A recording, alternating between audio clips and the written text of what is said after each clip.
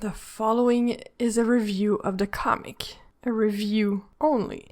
And doesn't mean that I want to sleep with any of the creators involved. I mean, I'm not trying to get a job at Marvel or DC. If you think that's the case, however, you can kindly do a 180 degree and go check yourself in at the nearest psychiatric facility. Also, the quality of this video is really low. So if you're expecting higher standards, go check out someone else, like your friendly neighborhood psychology nerd. Because here, what you see is what you get. Thank you, and please enjoy this very, very unbiased review.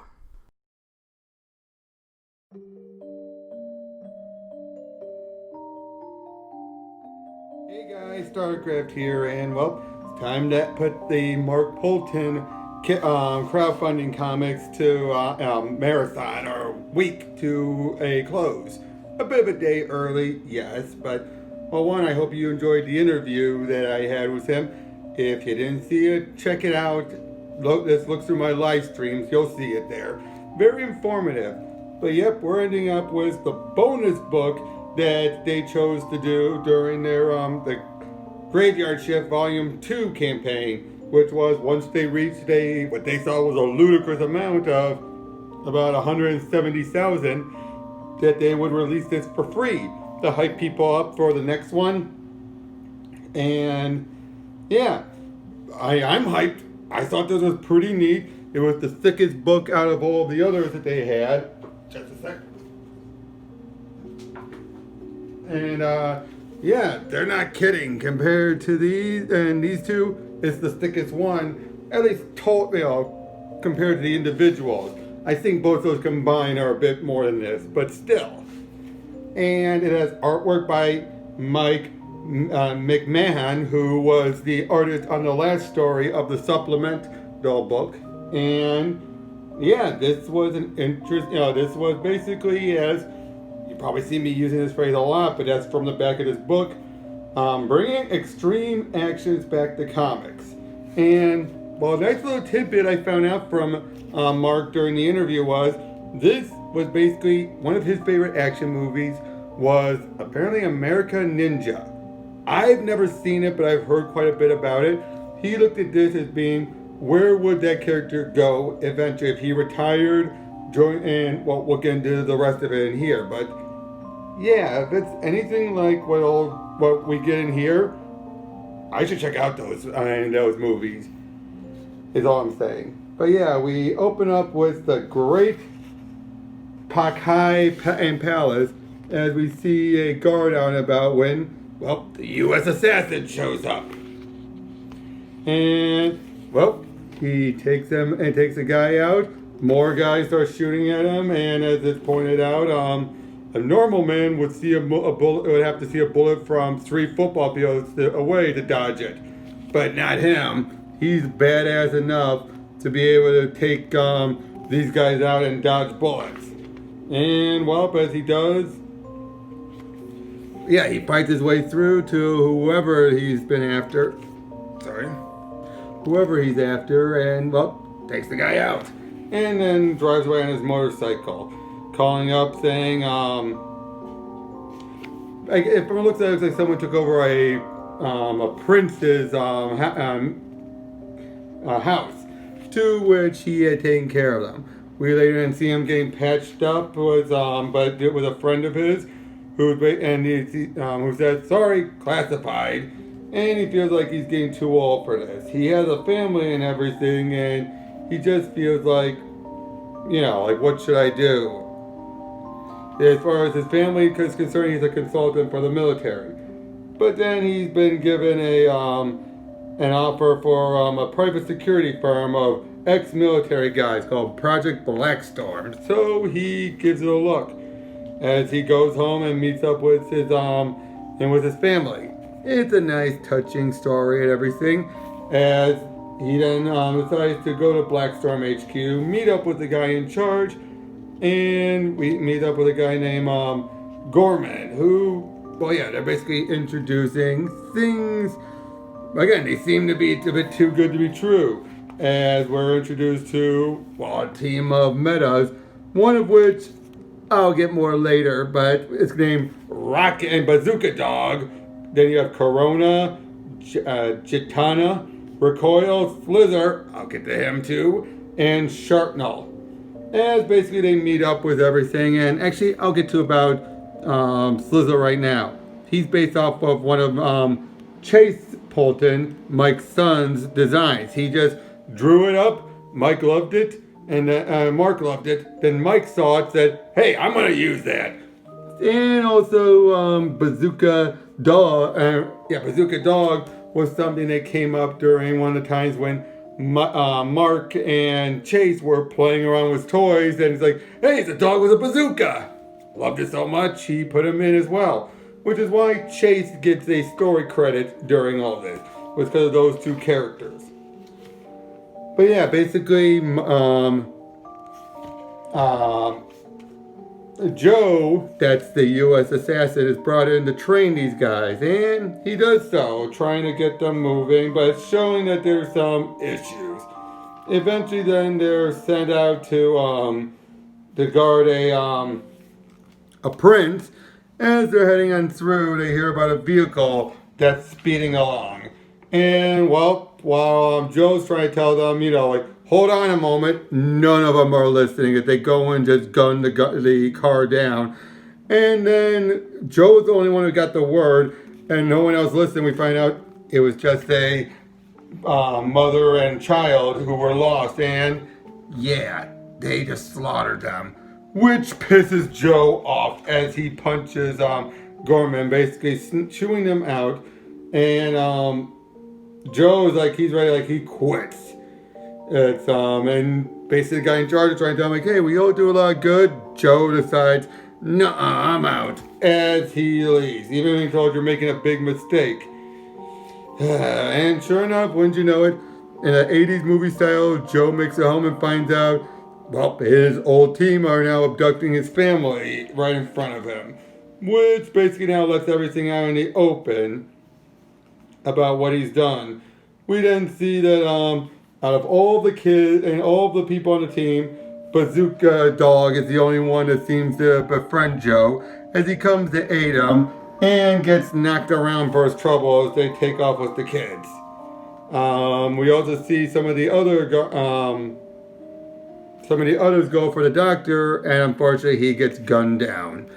We then see Joe makes it home in time to find Bazooka Dog, realizing you turned on them for me.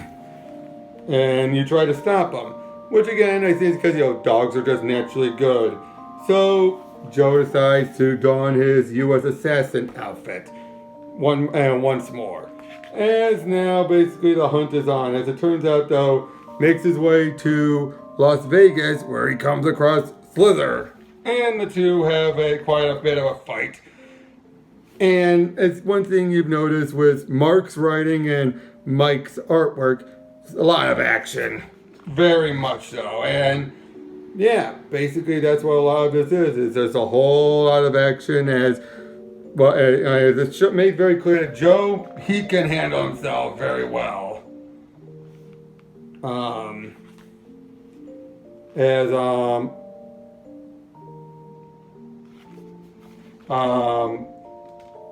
they decided to then knock out Corona to try and see if he can get to Joe.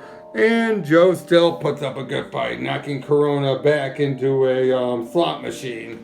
But then Slither shows up, and again, throughout all this, it's now become like a 80s or 90s action movie about not whether or not if he'll get his family, but when.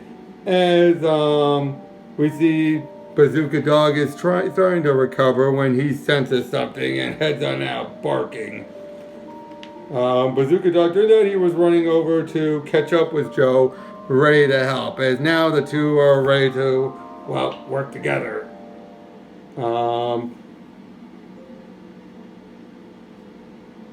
Basically they're being told, he's the guy in charge is saying, hey, you were supposed to take him out and then abduct the family and take him out. What's going on? Complications, obviously. So it's clear they underestimated Joe.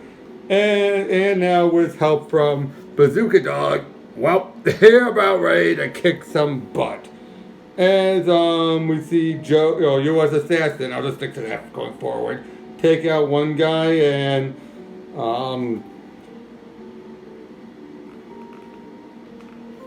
yep, we've seen one of them. I'm just blanking on which one she was now. Hold on. What was her name again? Jitana. As we see that she's pretty dangerous in her own right, as she's basically trying to seduce Gorman, who's like, enough. As well, again, Joe and USAssassin just makes short work of all the guys he helped train. Kind of feels natural, doesn't it? That, he trained them. Of course, he's knowing how to handle them. But then we see have his wife being held ready to use her as a bargaining chip, as with Bazooka Dog giving them the opening. He then gets in a shot and blows his head, Gorman's head right off. Damn. Also, he takes out Chitana as well. But then Slither comes up from behind, and it leads into the big showdown between them, as they're basically just fighting it off. Bazooka Dog is ready to blast him to ribbons, and well, he does. Completely obliterates Slither. As now Joe's trying to go and find the kids, his wife and kids, which they do, and they get out of there blowing the place up. Then it turns out Slither, well, he's able to regenerate. Obviously, can't keep a good villain down as he's reforming, meaning we'll see him again later. As we then see someone else is picking Slither up. Someone that looks a lot like USAssassin, but differently. As Zero Face is there to help him. Meanwhile, back at Blackstorm headquarters, the main guy is trying to pack up and get out of here. USAssassin doesn't kill him, basically reveals everything's been revealed to the public. And it's, authorities are looking into it, basically saying, you're already dead. As we get an art gallery at the very end. And I gotta say, for what all this is, it's very good. It should have gotten its own crowdfunding, its own crowdfunding campaign, but the fact it was done as a free bonus for graveyard shift, and there's still going to be a campaign for the remaining copies of the book, shows that they kind of have a good idea what they're doing. And again, well handled. This is going to be one of the couple of IPs that Mark plans on working on. Again, check out my interview, but at the end, it's teasing for the next volume, which, according to Mark, it's already drawn. They're going to do another campaign at a later point, and it's supposed to have a bit of a tie-in with Graveyard Shift, since they are set in the same universe. And the artwork is good, the writing is very good, the action is superb. Did it bring back extreme action in the comics? It came close, I will say this. It is very close. And yeah, that's pretty much all else I got. Was it a big bang to end it out on? Kind of, sort of. But again, it's very good. Highly recommend it. When they do the campaign for the remaining books, you guys should go and back it. So, I'll try to put a link in the description if I remember to do so. And yeah, that's pretty much it. And that's the end of my week of Mark Poulton. I hope you guys all enjoyed it, and who knows when I'll be doing another crowdfunded book. I still gotta get the Flying Fortress. I know. Because that's the last one I need to get to, at least as far as physical copies. Digital ones are gonna take a whole lot longer. But until then, I'll catch you guys later. See ya.